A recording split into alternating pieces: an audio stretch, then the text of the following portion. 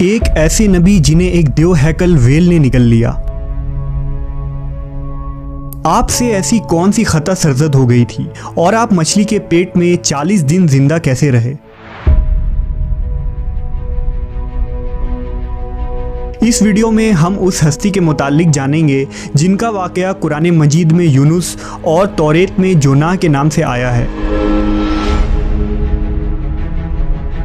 تاریخ میں آشوری قوم ایک عظیم اور طاقتور قوم کی حیثیت سے جانی جاتی ہے جس کا دارالحکومت اشور تھا۔ اشوری دراصل بنی اسرائیل کے نسل سے تعلق رکھتے تھے جو بخت نصر کے حملے کے بعد غلام بنا کر بابل اور عراق لائے گئے تھے۔ اس زمانے میں دریائے دجلہ کے کنارے نینوا نامی ایک چھوٹی سی بستی تھی۔ اشور کے کسی بادشاہ نے ایک دیوتا کے نام پر نینوا میں ایک مندر بنوایا۔ رفتہ رفتہ دوسرے بادشاہوں نے بھی مندر اور عمارتیں بنانا شروع کر دیں اور ایک دور ایسا آیا کہ یہ چھوٹا سا علاقہ سلطنت اشوریہ کے عظیم الشان دارالسلطنت میں تبدیل ہو گیا۔ نینوا شہر کے بیچوں بیچ مندر اور شاہی محل تھے جہاں سے اشوریوں کا بادشاہ پورے سلطنت پر حکومت کرتا تھا اور اونچے تخت پر بیٹھ کر بازاروں، گلیوں اور تفریح گاہوں کا نظارہ کیا کرتا تھا۔ اشور کے مغربی علاقے میں لہلہاتے کھیت تھے۔ پورا شہر درختوں اور باغات سے سرسبز و شاداب تھا۔ اشوریہ لوگ پتھر تراشنے کے فن میں بھی ماہر تھے، لہذا جگہ جگہ سنگ مرمر کے دیواروں پر انہوں نے اپنے دیوتاؤں کے نقش و نگار بنا رکھے تھے۔ مختصر یہ کہ نینوا تہذیب و تمدن کے لحاظ سے انتہائی ترقی یافتہ شہر تھا۔ اشودر دیوتا ان کا سب سے بڑا دیوتا تھا۔ نیز یہ لوگ بادشاہ کو بھی خدا کا درجہ دیا کرتے تھے۔ یہ لوگ بت پرستی اور کفر و شرک میں مبتلا تھے۔ اس وقت نینوا کی آبادی 1 لاکھ سے زیادہ تھی اور یہ 700 قبل مسیح کا زمانہ تھا۔ اللہ نے اس زمانے میں اس قوم کی ہدایت کے لیے حضرت یونس علیہ السلام کو بھیجا۔ حضرت یونس کا پورا نام یونس ابن متا تھا۔ آپ حضرت ہود علیہ السلام کی اولاد میں سے تھے، جبکہ بعض مفسرین نے لکھا ہے کہ یونس علیہ السلام کا تعلق بنی اسرائیل سے تھا۔ آپ حضرت یوسف کے چھوٹے بھائی بن یامین کے بیٹے تھے۔ جب آپ کو نبوت ملی اس وقت آپ کی عمر 28 سال تھی۔ آپ پر ایک صحیفہ بھی نازل ہوا جو توریت میں یونہ کے نام سے موجود ہے۔ حضرت یونس سب سے پہلے اشوری بادشاہ کے پاس گئے اور اسے پیغام حق سنایا۔ اسے خدائی کے جھوٹے دعوے سے توبہ کرنے کا حکم دیا اور ایک اللہ کی عبادت کی طرف بلایا۔ یونس علیہ السلام نے اس سے ان اسرائیلی قیدیوں کو آزاد کرنے کا بھی حکم دیا جسے اس نے قید کر رکھا تھا۔ نینوا کا بادشاہ آپ کی باتیں سن کر غضبناک ہو گیا اور آپ کی جان کا دشمن بن گیا، لہٰذا آپ علیہ السلام نینوا کے عوام کے پاس گئے اور انہیں توحید کی دعوت دی۔ انہیں شرک و بت پرستی اور دوسری برائیوں سے توبہ کرنے کو کہا، مگر اہل نینوا نے ایمان لانے سے انکار کر دیا اور اللہ کے رسول کو جھٹلا دیا۔ یونس علیہ السلام مسلسل اس کوشش میں رہے کہ ان کی قوم کے لوگ راہ راست پر آ جائیں۔ آپ نے انہیں بہت سمجھایا اور دعوت کے کام کو جاری رکھا۔ دیکھتے دیکھتے 40 سال کا عرصہ گزر گیا، لیکن یہ قوم حضرت یونس کا انکار کرتی رہی اور شرک پر ڈٹے رہے۔ نیز حضرت یونس کو دھمکیاں بھی دی گئیں کہ اگر آپ نے اشودر دیوتا کے خلاف کچھ کہا تو وہ آپ کو قتل کر دیں گے۔ آخر کار حضرت یونس اپنے قوم سے مایوس ہو گئے۔ جب ان کی سرکشی اور نافرمانی انتہا کو پہنچ گئی تو اللہ نے حضرت یونس کو حکم دیا کہ لوگوں کو آگاہ کر دو کہ 3 دن کے اندر ان پر عذاب آنے والا ہے۔ لہٰذا آپ نے اہل نینوا کے سامنے اعلان کیا کہ اگر تم نے 3 دنوں کے اندر بت پرستی اور شرک سے توبہ نہ کی تو تم پر اللہ کا قہر نازل ہوگا اور پورا شہر تباہ و برباد ہو جائے گا۔ لوگوں نے آپ کا مذاق اڑایا اور جواب میں کہا، ہم تمہارے رب کی طرف سے عذاب کے منتظر رہیں گے۔ آپ کی قوم نے آپس میں مشورہ کیا تو اس بات پر سب کا اتفاق ہوا کہ یونس کو کبھی جھوٹ بولتے نہیں دیکھا گیا، لہٰذا ان کی بات نظر انداز نہیں کرنی چاہیے۔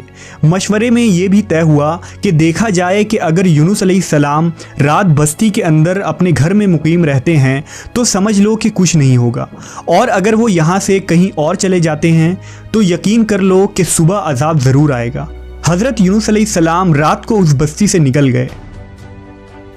صبح ہوئی تو عذاب الہی کا ایک سیاہ دھواں بادل کی شکل میں بستی والوں کے سروں پر منڈلانے لگا۔ جب وہ ان کے قریب ہونے لگا تو ان لوگوں کو یقین ہو گیا کہ اب وہ سب ہلاک ہونے والے ہیں۔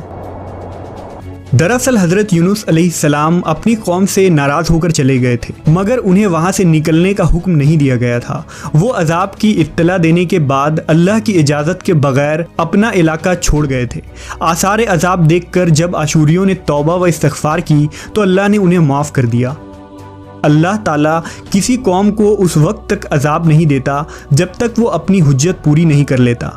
बस जब यूनुस अलैहिस्सलाम ने उस कौम में मुहलत के आखिरी लम्हे तक नसीहत का सिलसिला जारी नहीं रखा और अल्लाह के मुकर्रर करदा वक्त से पहले वो खुद ही हिजरत कर गए, तो अल्लाह के इंसाफ ने उस कौम को अजाब देना गवारा न किया और उन्हें माफ़ कर दिया गया।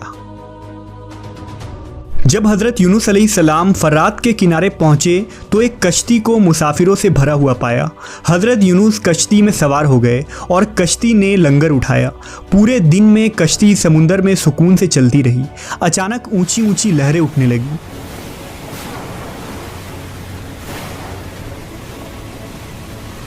लोगों ने अपना साजो सामान समुंदर में फेंक दिया कि कश्ती का बोझ कम हो जाए, लेकिन कश्ती का बोझ फिर भी कम न हुआ।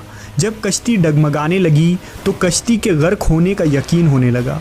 अहले कश्ती ने अपने अकीदे के मुताबिक कहा कि ऐसा मालूम होता है कि इस कश्ती में कोई गुलाम अपने आका से भागा हुआ है। जब तक उसको इस कश्ती से अलग न किया जाएगा निजात मुश्किल है। यूनुस अलैहिस्सलाम ने सुना तो उनको तंबीह हुआ कि अल्लाह को मेरा निनवा से वही का इंतज़ार किए बगैर इस तरह चले आना पसंद ना आया और ये मेरी आजमाइश के आसार हैं। ये सोचकर उन्होंने अहले कश्ती से फरमाया कि मैं ही वो ग़ुलाम हूँ जो अपने आका से भागा हुआ हूँ। लिहाजा 3 मरतबा कुर्रअंदाज़ी की गई और तीनों मरतबा हज़रत यूनुस का नाम निकला। तब मजबूर होकर उन्होंने हज़रत यूनुस को दरिया में डाल दिया।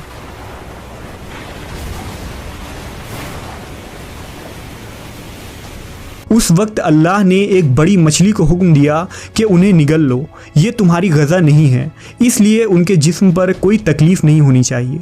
मछली ने हज़रत यूनुस को अपने पेट में निगल लिया।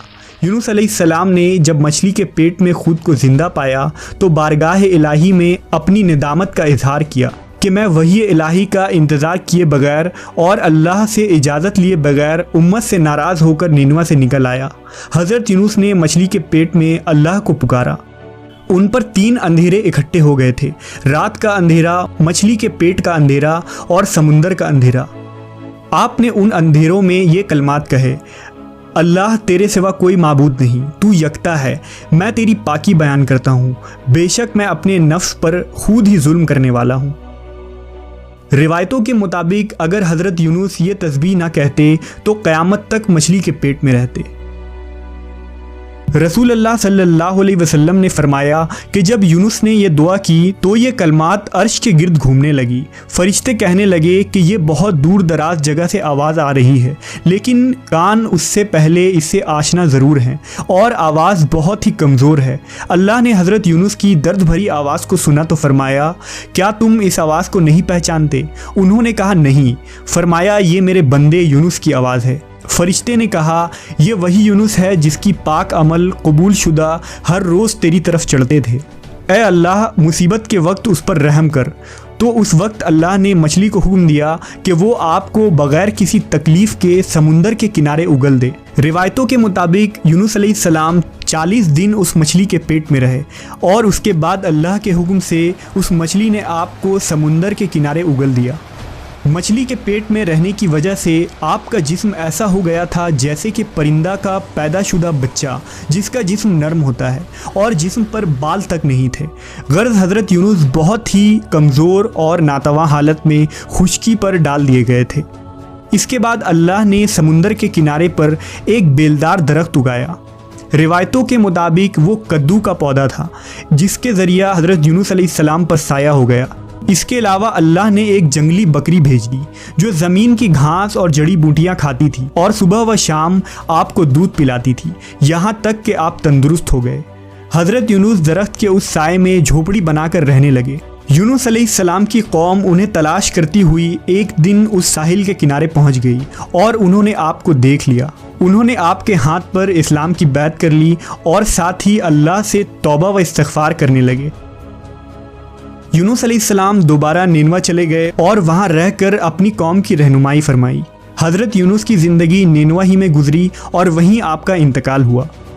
اس قصے سے ہمیں یہ سبق ملتا ہے کہ کسی بھی حال میں اللہ کی رحمت سے مایوس نہیں ہونا چاہیے اور نہ ہی ہدایت کے معاملے میں اپنی ذات پر بھروسہ کرنا چاہیے۔ ہدایت تو بس اللہ ہی کی طرف سے ہے، ہمارے ذمے بس پیغام حق پہنچانا ہے۔